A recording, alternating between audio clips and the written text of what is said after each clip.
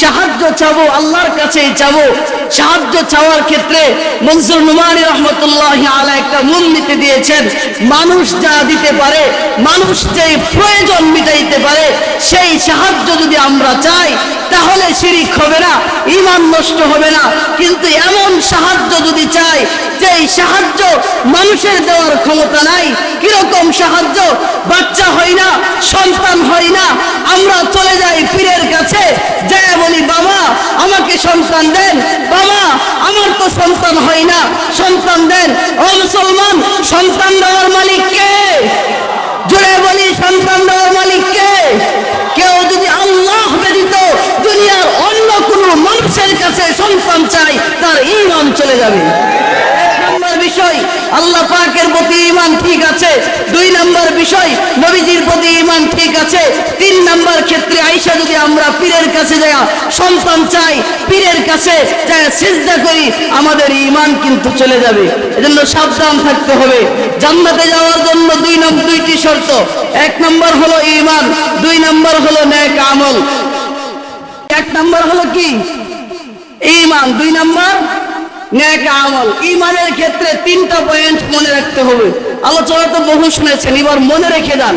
এক নম্বর হলো তাওহীদ ফিল উলুহিয়াত, আল্লাহর প্রতি আমাদের ঈমান কেমন হবে। দুই নম্বর হলো তাওহীদ ফিল আকায়াত, নবীজির প্রতি আমাদের ঈমান কেমন হবে। তিন নম্বর হলো তাওহীদ ফিল ইবাদা ওয়াস শরিয়া, ইবাদতের ক্ষেত্রে আমাদের ঈমান কেমন হবে। যদি আল্লাহর প্রতি ঈমান স্বচ্ছ থাকে, নবীজির প্রতি ঈমান স্বচ্ছ থাকে, ইবাদতের ক্ষেত্রে ঈমান স্বচ্ছ থাকে, তাহলে আমরা বেজাল মুক্ত মুমিন হতে পারবো, তাহলে আমরা বেজাল মুক্ত মুসলিম হতে পারবো। ও মুসলমান, সর্বশেষ একটি হাদিস বলি, মিশকাত শরীফের হাদিসের মধ্যে এসেছে, নবীজি বলেছেন বনি ইসরাঈলের মধ্যে দল ছিল ৭২টি। ইন্না বনি ইসরাঈল তাফাররাকাত আলা ৭২ মিল্লাহ, নবীজি বলেছেন বনি ইসরাঈলের মধ্যে দল ছিল ৭২টি। ওয়াতাফতারিকু উম্মতি আলা ৭৩ উম্মাহ, আর আমার উম্মতের মধ্যে দল হবে ৭৩টি। নবীজি বলেছেন আমার উম্মত এখানে মুসলমানদের মধ্য থেকে, মুমিনদের মধ্য থেকে দল হবে ৭৩টি। কাফেরদের মধ্য থেকে হবে না, খ্রিস্টানদের মধ্য থেকে হবে না, ইহুদিদের থেকে হবে না, বৌদ্ধদের থেকে হবে না। যারা মুসলমান, যারা মুমিন, যারা নামাজ পড়ে, যারা রোজা রাখে, যারা আল্লাহকে বিশ্বাস করেছে, যারা নবীজিকে বিশ্বাস করেছে, যারা ইবাদত করে, তাদের মধ্য থেকে দল হবে ৭৩টি। নবীজি বলেছেন ও সাহাবায়ে কেরাম শুনে একটা আশ্চর্যমূলক কথা। সাহাবায়ে কেরাম বললেন ইয়া রাসূলুল্লাহ, কি কথা বলেন? নবীজি বললেন এই মুসলমানদের মধ্য থেকে, মুমিনদের মধ্য থেকে ৭২টি দল হয়ে, ৭৩টি দল হয়ে ৭২টি দল যাবে জাহান্নামে, শুধুমাত্র কেবলমাত্র একটি দল যাবে জান্নাতে। সাহাবায়ে কেরাম আশ্চর্য হয়ে গেলেন, ইয়া রাসূলুল্লাহ, এত এত মুসলমান, এত এত মুমিন, দল হবে ৭৩টি, ৭২ দল চলে যাবে জাহান্নামে, এক দল যাবে জান্নাতে, এটা কিভাবে সম্ভব? মুসলমানরা কিভাবে চিনবে এক দলকে? মুমিনরা কিভাবে চিনবে এক দলকে? নবীজি বলছেন সাহাবায়ে কেরাম শুনো, ইল্লা মিল্লাতান ওয়াহিদা মা আনা আলাইহি ওয়া আসহাবি, আমি নবীজি যেই পথের উপর ছিলাম, আমি রাসূল যেই পথকে, যেই মতকে অনুসরণ করেছি, সাহাবায়ে কেরাম তোমরা যেই পথের উপর ছিলা, এই পথের উপর যারা থাকবে, এই মতের উপর যারা থাকবে, তারাই হবে এক দল, ইল্লা মিল্লাতান ওয়াহিদা, তারাই হবে জান্নাতীদের দল। আর যারা সাহাবায়ে কেরামের পথের উপর থাকবে না, আর যারা নবীজির অনুসারীর পথের উপর থাকবে না, নবীজি যেই পথের উপর ছিলেন ওই পথের উপর থাকবে না, তারা হবে ৭২-এর কোনো এক দল, তাদের ঠিকানা হবে জাহান্নাম। নবীজি বলেছেন এখন আসেন ওই দলকে আমরা কিভাবে চিনব? মুয়াত্তা মালিকের হাদিস, মুয়াত্তা মালিকের মধ্যে নবীজি বলেছেন তারাকতু ফীকুম আমরাইন লান তাদিল্লু মা তামাসসাকতুম বিহিমা কিতাবাল্লাহ ওয়া সুন্নাত রাসূলি। শেষ এমন একটা জামানা আসবে যখন মানুষ এদিক সেদিক ছুটাছুটি করবে, অন্ধকারে পুরা পৃথিবী ছেয়ে যাবে, এক পীর ডাকবে এইদিকে, আরেক পীর ডাকবে ওই দিকে, এক আলেম বলবে এই কথা, আরেক আলেম বলবে ওই কথা, শমুগঞ্জের পীর বলবে এই কথা, শমুগঞ্জের ময়মনসিংহের সাদি সাহেব বলবে আরেক কথা, দেওয়ানবাগি বলবে আরেক কথা, মাইজ বান্দার বলবে আরেক কথা, হেফাজতে ইসলাম বলবে এক কথা, উলামায়ে দেওবন্দ বলবে এক কথা, আহলে হাদিসরা বলবে আরেক কথা, মাযহাবিরা বলবে এক কথা। এভাবে বিভিন্ন মত, বিভিন্ন ধর্ম, বিভিন্ন দলের দিকে আকর্ষণ করবে। নবীজি বলেছেন দল হবে ৭৩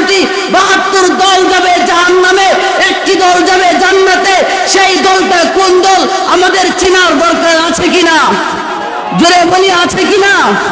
ভালো করে খেয়াল রাখেন, মুয়াত্তা মালিকের হাদিস, নবীজি বলেছেন, ও দুনিয়ার মানুষ, যখন এরকম হবে দুইটা জিনিস শেখে যাচ্ছি।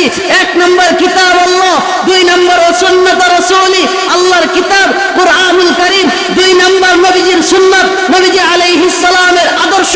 এই দুই পথের উপর যারা থাকবে, এই দুই আদর্শের উপর যারা থাকবে, তারাই হেদায়েত প্রাপ্ত দল, তারাই হকের দল, তারাই হবে একটি দল, তারাই জান্নাতে প্রবেশ করতে পারবে। আর যারা কোরআনের পথকে অনুসরণ করবে না, যারা নবীজির সুন্নাতকে মানবে না, তারা এক দলে শামিল হইতে পারবে না, তাদের ঠিকানা হবে জাহান্নাম। নবীজি বলেছেন, এখন আসেন কোরআন পড়ে উলামায়ে কেরাম, কোরআন জানে উলামায়ে কেরাম, কোরআনের ব্যাখ্যা করে উলামায়ে কেরাম 70 বছর, 60 বছর, 50 বছর, 40 বছর, বছরের পর বছর গবেষণা করে কোরআন নিয়ে উলামায়ে কেরাম, সুন্নাত হাদিস নিয়ে গবেষণা করে উলামায়ে কেরাম। ও মুসলমান, আমরা যখন অসুস্থ হয়ে যাই, যাই ডাক্তারের কাছে। আমরা যখন আইন নিয়ে পেরেশানির মধ্যে পড়ি, যাই উকিলের কাছে। আমরা যখন বাড়ি বানানোর প্রয়োজন হয় আমাদের, যাই ইঞ্জিনিয়ারের কাছে। আমাদের দুনিয়াবি যেই সমস্যায় পড়ি, ওই সমস্যার বিশেষজ্ঞ যারা, অসুস্থ হলে যাই ডাক্তারের কাছে। ডাক্তার সাহেব যেভাবে নীতিমালা দেয়, যেভাবে প্রেসক্রিপশন করে দেয়, আমরা ওই প্রেসক্রিপশন অনুযায়ী চলি। ডাক্তার সাহেব যা বলে সেই ওষুধ খাই। বাড়ি বানানোর ক্ষেত্রে ইঞ্জিনিয়ার যেই ফর্মুলা দেয়, বাড়ি এখানে 10 তলা বানাতে হলে এই জিনিস ফর্মুলা লাগবে, ইঞ্জিনিয়ার সাবধান নেই, ইঞ্জিনিয়ার ফর্মুলা অনুযায়ী চলি। আমরা যখন আইনের মোকাবেলায় যাই, তখন আইন বিশেষজ্ঞ, উকিল, জজ, তাদের কাছে যাই, তারাই বেশি অভিজ্ঞ। ও মুসলমান, দুনিয়াবি এই ক্ষেত্রে যদি তাদের প্রয়োজন হয়, আল্লাহ বলেছেন, নবীজি বলেছেন, কোরআনের উপর যারা থাকবে, সুন্নাহর উপর যারা থাকবে, তারাই হকের দল, তারাই একটি দল, জান্নাতীদের দল। সেই পথে আমাদের থাকতে হবে। হবে কিনা? কিভাবে থাকবো? উলামায়ে কেরাম গবেষণা করেছে কোরআন, উলামায়ে কেরামের সাথে থাকতে হবে। কেন? উলামায়ে কেরাম জানে কোরআন হাদিসের ব্যাখ্যা, কোনটা সঠিক, কোনটা বেঠিক। আল্লাহ পাক কোরআনের কোন জায়গায় সুদের কথা বলেছেন, আল্লাহ পাক কোরআনের কোন জায়গায় ঘুষের কথা বলেছেন, আল্লাহ পাক কোরআনের কোন জায়গায় হালালের কথা বলেছেন, আল্লাহ পাক কোরআনের কোন জায়গায় হারামের কথা বলেছেন, আল্লাহ পাক কোন জায়গায়, কোরআনের কোন জায়গায় সৎ পথের আদেশের কথা বলেছেন, আল্লাহ পাক কোরআনের কোন জায়গায় অসৎ পথ থেকে নিষেধ করেছেন। এটা জানে উলামায়ে কেরাম, আমরা জানি না। অসুস্থ হলে যাই ডাক্তারের কাছে, বাড়ি বানাতে হলে যাই ইঞ্জিনিয়ারের কাছে। ঠিক তদ্রুপ, যেহেতু আমরা কোরআন জানি না, যেহেতু আমরা হাদিস জানি না, এই জন্য হক পথে থাকতে হলে, সঠিক পথে থাকতে হলে আমাদের থাকতে হবে উলামায়ে কেরামের সাথে। উলামায়ে কেরাম বলেন, দল হলো একটাই, পৃথিবীর শুরু থেকে এখন পর্যন্ত দল একটাই আছে। নবীজি যেই দলের কথা বলেছেন, মা আনা আলাইহি ওয়া আসহাবি, নবীজি যেই পথের উপর ছিলেন, সাহাবায়ে কেরাম যেই পথের উপর ছিলেন, সেটাই দল। এজন্য আমাদের উলামায়ে কেরামের সাথে থাকতে হবে কিনা? হকের উপর থাকতে হলে থাকতেই হবে। ও মুসলমান, ভালো করে খেয়াল রাখেন, পৃথিবীর শুরু থেকেই হক বাতিল ছিল, এখনো আছে, কিয়ামত পর্যন্ত থাকবে। আমরা ভাগ্যবান, আমরা ভাগ্যবান যদি আমরা হকের উপর থাকতে পারি। থাকবো তো ইনশাআল্লাহ। পৃথিবীর শুরুতে সর্বপ্রথম বাতিল রূপে এসেছিল মিস্টার ইবলিস। ইবলিস যখন বাতিলের রূপ ধারণ করে এসেছে, হকের রূপ ধারণ করে এসেছিল হযরত আদম আলাইহিস সালাম। এরপরে বাতিল যখন সুমরীয় মূর্তি পূজকের রূপ ধারণ করে এসেছে, হক নূহ আলাইহিস সালামের রূপ ধারণ করে এসেছিল। বাতিল যখন নমরুদের রূপ ধারণ করে এসেছে, হক ইব্রাহিম খলিলুল্লাহর রূপ ধারণ করে এসেছে। বাতিল যখন ফেরাউনের রূপ ধারণ করে এসেছে, হক মুসা কালিমুল্লাহর রূপ ধারণ করে এসেছে। বাতিল যখন সিমিরিক জাতির রূপ ধারণ করে এসেছে, হক আলিয়াসা আলাইহিস সালামের রূপ ধারণ করে এসেছে। বাতিল যখন ইহুদি খ্রিস্টানদের রূপ ধারণ করে এসেছে, হক ঈসা আলাইহিস সালামের রূপ ধারণ করে এসেছে। বাতিল যখন আবু জাহল, আবু লাহাব, উতবা, শাইবার রূপ ধারণ করে এই পৃথিবীকে বর্বর যুগে রূপান্তরিত করেছে, হকের আওয়াজ দিয়ে ময়দানে এসেছিলেন সরওয়ারে কায়নাত, ফখরে মুজিদাত, রূহে দু আলম, রাসূল আকরাম মুহাম্মদুর রাসূলুল্লাহ সাল্লাল্লাহু আলাইহি ওয়াসাল্লাম।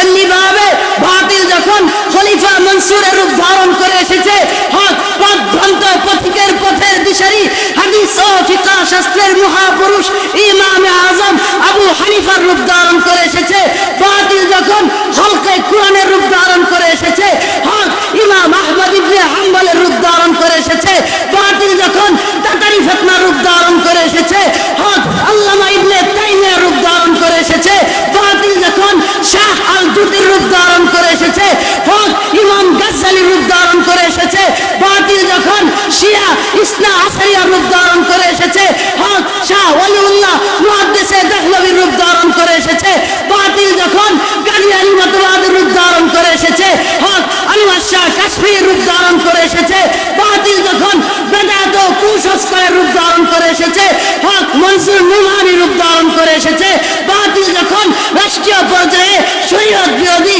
আইন প্রণয়নের রূপ ধারণ করে এসেছে, হক শাইখুল হাদিস শামসুল হক ফরিদপুরি রূপ ধারণ করে এসেছে, বাতিল যখন হাইকোর্ট থেকে ফতোয়া বিরুদ্ধের রূপ ধারণ করে এসেছে, হকের আওয়াজ দিয়ে মহাগ্রন্থ আল কোরআনের বাণী তুলে ধরে শাইখুল হাদিস আল্লামা আজিজুল হক রাহমাতুল্লাহি আলাইহি বলেছিলেন, কোরআন সুন্নাহ অনুযায়ী ফতোয়া চলবে, ফতোয়া হলো আল্লাহর বিধান, ফতোয়া হলো কোরআনের বিধান, ফতোয়াকে কেউ নিষিদ্ধ করবে বাংলার জমিনে এমন কোন ক্ষমতাধর হয় নাই, ফতোয়াকে নিষিদ্ধ করার ক্ষমতা দুনিয়ার কোন রাষ্ট্রের নাই, কোন মানুষের নাই, কোন শক্তির নাই। এমনি ভাবে বাতিল যখন নারী নীতিমালার আইন রূপ ধারণের জন্য এসেছে, হকের আওয়াজ দিয়ে ময়দানে এসেছিলেন ফজলুল হক মুফতি আমিনী রহমাতুল্লাহি আলাইহি। বাতিল যখন নাস্তিক ব্লগার তথাকথিত গণজাগরণ মঞ্চের রূপ ধারণ করে এসেছে, হকের আওয়াজ দিয়ে ময়দানে ঝাঁপিয়ে পড়েছিল আল্লামা শাহ আহমদ শফী ও তার বাহিনী, ঠিক কিনা?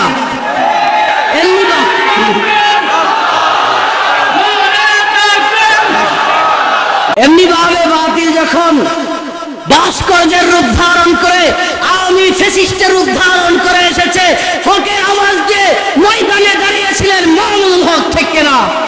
জুড়ে বলেন ঠিক কিনা? বাতিল যখন ঠিক তদ্রুপ একটি কাজ দাওয়াত ও তাবলীগের মহান কাজ, যেই কাজ সারা বিশ্ব ছড়িয়ে গিয়েছে, পৃথিবীর আনাচে কানাচে সব জায়গায় দাওয়াত ও তাবলীগের কাজ চলে, ওই দাওয়াত ও তাবলীগের মধ্যে ফাটল সৃষ্টির জন্য, ওই দাওয়াত ও তাবলীগের কাজের মধ্যে বিশৃঙ্খলা সৃষ্টি করার জন্য ইহুদিদের সহ্য হয় নাই। ইহুদিরা নিজামুদ্দিনের সাদ সাহেবকে লেলিয়ে দিয়েছে, আর নিজামুদ্দিনের সাদ সাহেব দাওয়াত ও তাবলীগের মধ্যে কোরআনের ভুল ব্যাখ্যা করে নবীদের অনর্থক ঘটনা বলে, যেটা নবীদের ইজ্জতের উপর আঘাত আসে এরকম ঘটনা বলে বিশৃঙ্খলা সৃষ্টি করেছে।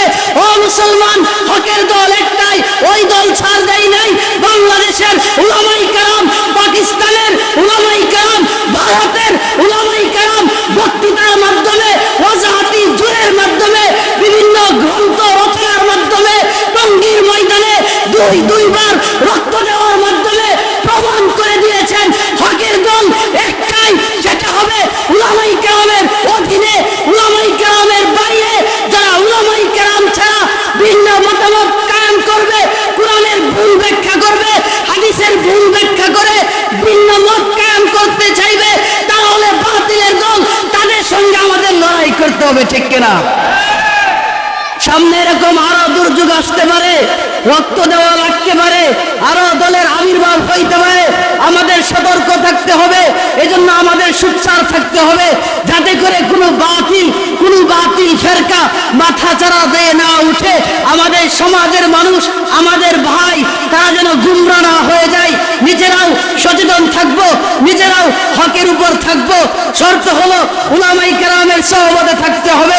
কেন? উলামায়ে কেরাম কুরআন নিয়ে গবেষণা করেছেন। শর্ত হলো উলামায়ে কেরামের কাছে থাকতে হবে, তাদের কাছে জিজ্ঞেস করতে হবে। কেন? উলামায়ে কেরাম হাদিস নিয়ে গবেষণা করেছেন। এজন্য আমরা সকলেই থাকবো তো ইনশাআল্লাহ।